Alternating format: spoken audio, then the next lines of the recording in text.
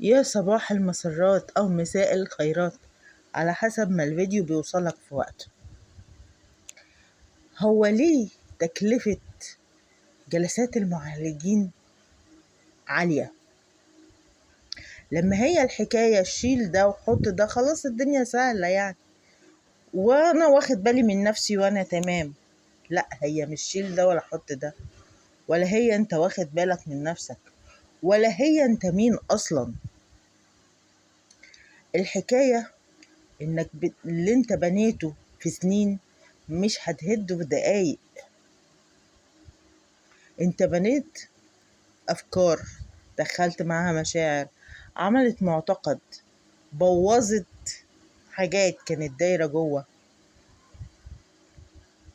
عملت تراكيب.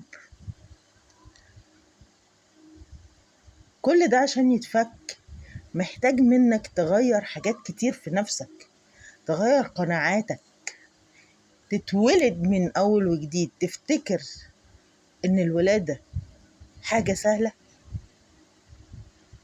إنك تتولد من أول وجديد ده هيبقى حاجة سهلة؟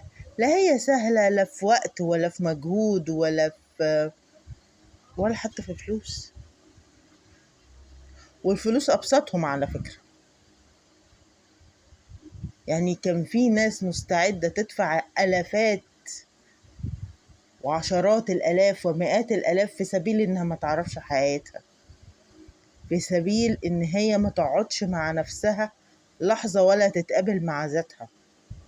وفي ناس عندها استعداد تحط الملايين والمليارات عشان بس تلاقي لغة تعرف تتكلم بيها مع نفسها، عشان مرة تعرف تلاقي نفسها وتمسك في فرصة تتكلم فيها مع نفسها. فالحكاية مش بالسهولة دي. انت بوظت حياتك ولخبطتها وعشت أدوار مش بتاعتك ومرضت جسمك وبوظت الخلقة الحقيقية اللي المفروض تكون عليها. وبعدين رايح لغاية فين بده؟ رايح تكمل في الطين لغاية فين؟ عمال تغرز تغرز تغرز، مش عارف ترفع راسك، عمال تتعرض لحوادث، عمال تمرض في أمراض مزمنة. رايح لغاية فين؟ هو انت يعني بالكلام اللي انت بتقوليه ده متخيلة ان انا هصدق ان الشغل ده بيعالج امراض؟ بيعالج امراض، بس مش الشغل ده، استعدادك انت، قوة نفسك وهي بتقابل نفسك، ان انت تتحط عاري تماما من كل زيف وصفت بيه نفسك قدام نفسك، مراية بتشيل حتى جلدك.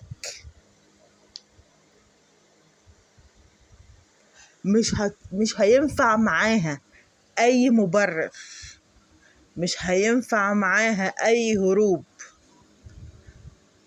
في اللحظة دي مفيش أي دفاع هيتحط ولا تبرير هيغطي على اللخبطة اللي جواك.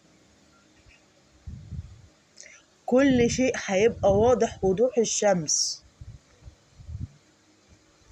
فأنت مش رايح عشان جلسة طبطبة، مش عشان حد يقولك الدنيا أحلى ولا الدنيا زي الفل ولا يلا نعدي ولا مش عايزين ده ولا مفيش ده ولا عيشها بابتسامة. لا، لا، ده انت جواك كذا. حتى الزفت اللي جواك هيطلعه. مشاعرك الحقيقية كذا، اتكونت فكرة شكلها عامل كده. الشعور بيتقابل مع الأفكار فبيكونوا رابط. الرابط ده هو اللي بيسبب لك العرض اللي بيظهر وبيتسمى مرض، أو هو اللي بسببه بتجلب لنفسك بيه حادث. هي الحوادث مش قضاء وقدر؟ تخيل. لا، مش قضاء وقدر. تخيل انت اللي بتصنعه بأفكارك ومشاعرك. كل ده جواك، انت مش متخيل العمق اللي جوه. عشان عمرك ما صاحبت نفسك، عمرك ما تعرفت عليها. تعرف بس انا فلان بشتغل كذا خريج كذا بس، لكن تعرف حياتك اكيد لا. لا انا عارف نفسي كويس، انت كذاب وهتفضل عايش في اللي انت فيه. بس يا ريت وانت بتكذب على نفسك بطل تكذب علينا وتهرينا بشكواك، عشان احنا عرفنا ان حتى في الوحش بتاعنا في حلو كتير، ولولا الوحش ما كناش وصلنا لهنا. انت بقى مش عايز تعترف بيه ومكمل، كمل بس لوحدك، ما تاخدش المجموع معاك.